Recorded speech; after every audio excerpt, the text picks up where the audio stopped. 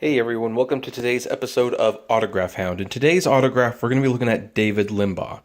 Now, this is probably a controversial person, one of the many that I've discussed on this show. David Limbaugh is an attorney and a writer.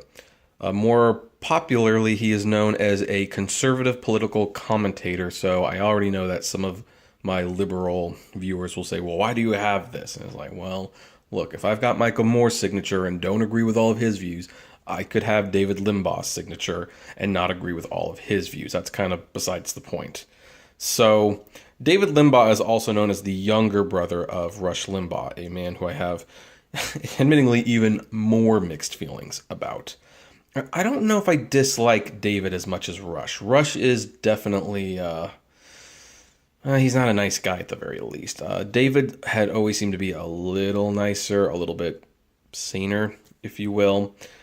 And I find him to be a little bit more articulate. But, Rush is bombastic and outgoing, so he's the one on the radio and on Fox News, so he makes a lot of money. But anyway, David Limbaugh wrote a book called Jesus is Written, Paul and the Early Church. I don't know what this is about, to be honest, but it was part of Barnes & Noble's signed book haul. So as you can see, there's a signed book, and let's take a look at what the signature looks like. So there it is. This isn't one of those, this books were specifically bound by the publisher, which I definitely prefer those. But you can actually read that signature. It looks very professional, as is befitting of a professor. And let's see here. Originally confined to a small circle of believers centered in Jerusalem, Christianity's stunning transformation, the world's most popular faith, is one of history's greatest, most miraculous stories. In Jesus is Risen, #1 best-selling author David Limbaugh provides a riveting account of the birth of Christianity using the book of Acts and 6 New Testaments. So this seems to be the birth of the Christian faith, or about the birth of the Christian faith. So it might be interesting. You never know.